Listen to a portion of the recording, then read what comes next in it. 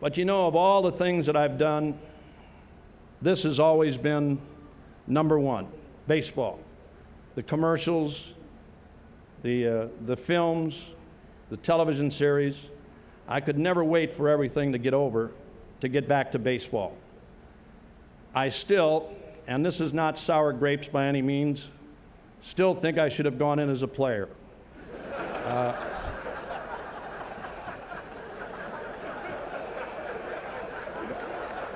Thank you. Thank you very much. There it is, boys. The proof is in the pudding. And to all of you baseball fans around America and any place else, for your letters, your thoughts, your kindness for all of these years. It's been a great run, but number one has always been baseball for me. No matter what else I ever did, baseball was the only way I wanted to go. I thank you very much for your attention today. Thank you for having me, and congratulations to everybody here. Thank you very much, everybody. Thank you. Absolutely brilliant. Hall of Famer Bob Uecker passing away at the age of 90. From one Hall of Famer to another, Bob Costas, condolences to you for losing a friend and a coworker.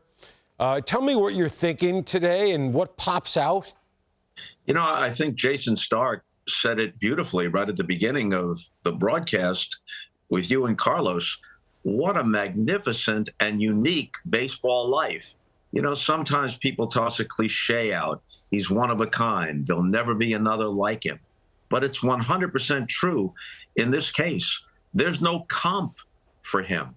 There may be aspects of him that overlap with some others, but nobody has the combination of the fact that, yes, he was a player. I mean, he made a career out of mocking his futility, but the players looked upon him, especially the Brewers players, as one of their own. They welcomed him to the clubhouse. They gave him a player's share when they made the postseason, and you then repurposed that to charity every time. So he had that. He had the incredible sense of humor. He had all the appearances with Johnny Carson and the light beer from Miller commercials and Mr. Belvedere and the Major League movies. But he also had the fact that if you took all that away, just on his own terms, if he never said anything that was funny, he was an excellent and very exciting and listenable baseball announcer. I don't think anybody, no matter how good they were on their own terms, ever brought that combination of qualities to a booth or to a baseball life. Hey, Bob, I always wonder about this when we see people who morph from one thing to another thing. Yeah. How did he do it? You know how he did it? By always being himself. He was completely authentic. He was himself on an afternoon game on Wednesday in the Brewer booth, and he was himself when he was with Johnny Carson. The circumstances or the surroundings may have been different, but that was him. He was recognizable as himself in every circumstance. That's what made the light beer commercials so great. That's what made his role as Harry Doyle. He only, turned it up a notch or two and made it slightly more comedic and slightly more ridiculous. But he wrote, actually ad-libbed, half of that. There was a script for Major League, but a lot of it he just came up with on the set, on the spur of the moment.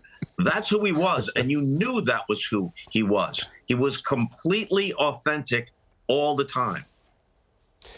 How about the Milwaukee fans and Milwaukee baseball? They suffered a huge loss with the passing of Bob Uecker. Yeah. What's that going to be like for the folks of Milwaukee? I guarantee you that it's the front page of the Milwaukee Journal-Sentinel. I guarantee you. It's not the front of the sports page. It's the front of the entire newspaper with entire takeout sections about him and his life. In terms of what it will be like, I think fans have begun to understand that this day was coming. He stopped doing road games several years ago, and this year he only did about 35 home games. Seldom did a day game after a night game because he was conserving his energy.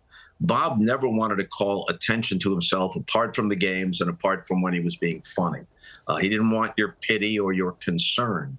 And so he kept his battles with health circumstances as private as possible.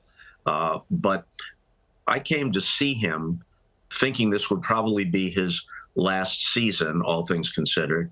And on the last weekend of the regular season, I was in the booth with him for 4 or 5 innings on a Saturday night. And then the next day, he couldn't do the afternoon game. It was planned that way. He only did one of the games in the 3-game weekend series. And his energy was flagging. His voice was not quite as strong, and he wasn't quite as sharp. But as you know, local baseball is a different animal, even different than local broadcasts of football, hockey, or basketball because of the day-in, day-out nature of it.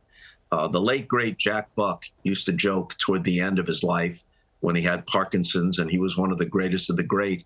At appearances around St. Louis, he would say, "I gave the Cardinals the best years of my life, and now I'm going to give them the worst." And that always got a laugh because as long as it was Jack Buck, Cardinal fans wanted that. And as long as it was Bob Uecker, no matter if he was reduced a little bit, Brewer fans wanted that. And luckily now these days, there's all kinds of technology, and they can call up links to radio broadcasts and some of the stuff that MLBN has been showing all day long in tribute to him. So they'll have those as keepsakes, but it will not be the same when they listen to Brewer games in 2025 and none of them have the voice of Bob Uecker. I know that the team plans a kind of memorial service at the ballpark once the season starts, but those plans are still shaping up. Decades ago, you were in the booth with him. It was a staple for people who watch baseball. What do you remember most about his baseball knowledge and acumen when he was not, quote unquote, on? Well, I was doing the play-by-play, and Joe Morgan and Uecker were the, quote, colormen or analysts. And Uecker was excellent in that role as well. He was a storyteller, and he said funny things, but he was on top of what was happening in the game. He was on top of strategy. He was on top of breaking down and analyzing plays. And I think with Joe Morgan, the combination was really good. Joe appreciated and laughed at Bob's sense of humor, but Joe was a little bit more serious by nature. And of course, his resume as a player was considerably more impressive. First ballot Hall of Famer, 2-time MVP. So I think the yin and yang of that, the combination, worked really well for the three of us. And it brings to mind something that happened in Game 6 of the 1995 World Series between Cleveland and Atlanta. And Joe was talking about his own World Series experiences. And of course, they're vivid. Not just him, but Pete Rose and Johnny Bench and Tony Perez and Sparky Anderson and on and on. And when he finished, he was to my right and Uecker was to my left in the booth. So I turned to Uecker, partly to be polite, but mostly because I knew it would yield something funny. And I said, "Uecker, you ever play in the World Series?" And he said, "Well, I was with the Cardinals in '64, but when we played the Yankees in the series, I was on the disabled list," which is what it was called then. I was on the disabled list. So I say, knowing where this is going, I say, "What was wrong with you?" He says, "I had hepatitis." I said, "How did you get that?" He said, "The trainer injected me with it." a perfect point counterpoint between Morgan and Uecker in that moment. And then after the next pitch or whatever, he said, "And that's the reason why they won the World Series over the Yankees." Yeah. I'll tell you, we enjoyed him. You enjoyed him in a very different way. Milwaukee fans, condolences. His family, condolences. And to you, Bob, we thank you and condolences on the loss of the one and only Bob Uecker. Thank you, Matt. A genuine baseball treasure, Bob Uecker. Mr. Baseball, the one and only.